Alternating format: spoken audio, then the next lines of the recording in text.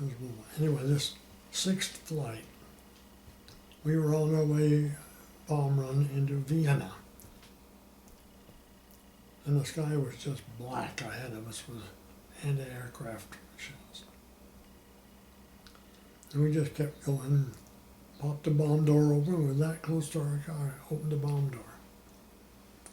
And holes was appearing everywhere you looked in the airplane, just everywhere, just little holes. Little holes, water inside. I saw a big hole in the right wing, and the gasoline looked like it was solid. Just come out of that hole, and then was gone. I called the pilot and I said, "We got a bad hole in the right wing." He said, "I know it." And that was the last words that went over the interphone. I looked around, the ball turret gun was trying to get out of his turret, but he was making a mess of it. Panic. I stepped over just not as far from here to the door, here on the other side of the chair, and grabbed him and hoisted him out of the ball turret. And then I saw the horizon go by the window at an odd angle. And then we were slammed onto the floor. I was laying there with my arms under me and my head down, and I couldn't even lift my head.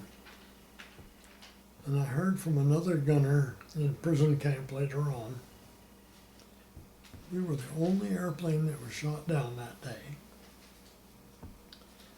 And we had pitched into a near vertical dive and spin, and blew up, exploded.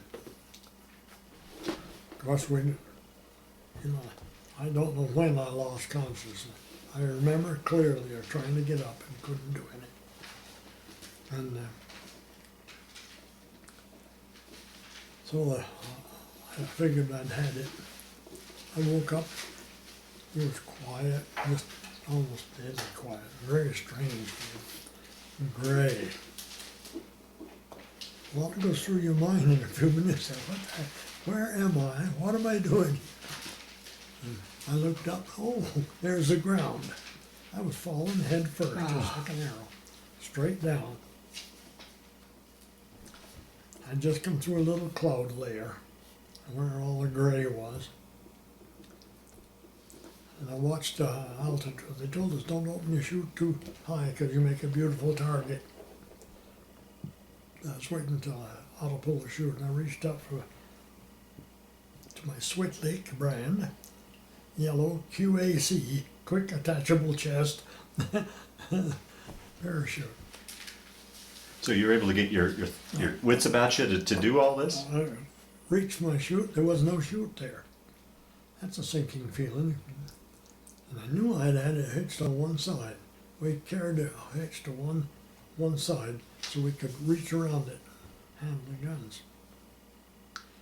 And I saw a riser and I reeled it in, tried to hook it here, and boy, the ground was close. So I held a carrying strap and popped the ripcord. Parachutes can open just leisurely, blossom. Mine didn't. It opened with a bang, just bang like that. And boy, it felt like I run into something. I flipped around, and I've got another goofy sight that lives with me. 2 flying boots, they're fur-lined flying boots, sitting perfectly aligned, side by side, in the middle of nowhere. Oh. Blew your boots right off you? It snapped me right out of my boots. But I was getting awful close to the ground. I opened it out upside down like that, started swinging. And I tried to correct the swing by pulling on the one riser. With 2 risers, you can jockey the thing around. And I wasn't having any luck with it at all, and then slam, I hit the ground. I hit on the downswing on my shoulders and back, and I heard a sound.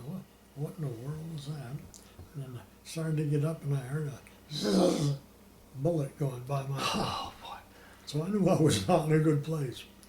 I just turned, they had a box on the front of the quick attachable chest. You turned the box, slapped it, and shed the whole harness. I dumped the harness and went out there, and I was sinking to my ankles in mud. And that's probably the dumb luck that saved me, landing in the mud. And So I got out and over some fir trees and inventoried my flying coveralls. Figured how to go to get to Russia, the quickest friendly people.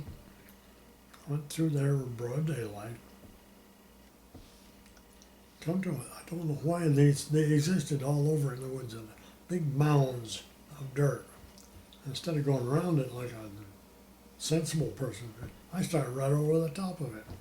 And just as I got up to the top, I looked up and I saw this old boy bringing up a 12-gauge shotgun.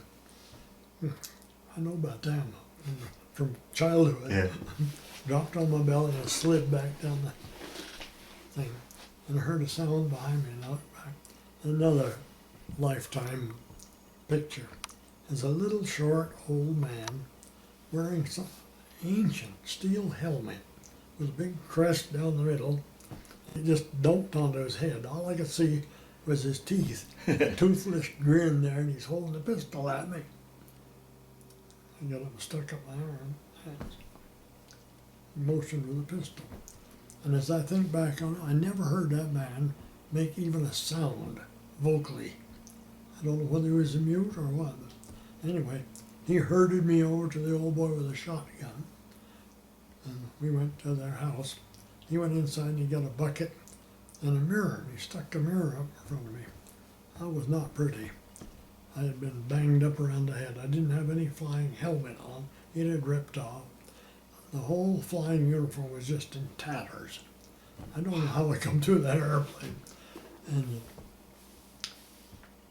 he put the bucket over there and made I could pump it up. There's a pump. I didn't have steam enough to get any water out of that pump. And he just pushed me to one side. He knew he had pretty much of a wimp there, I guess. And he tackled that pump and got water. I drank and drank. God, I was thirsty. And then washed my face. And meanwhile, he'd gone in and I could see the telephone on the wall.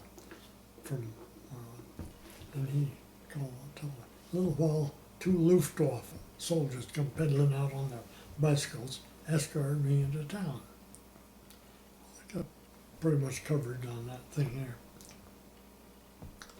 there. And they took us to Wiener Aspern Field near Vienna.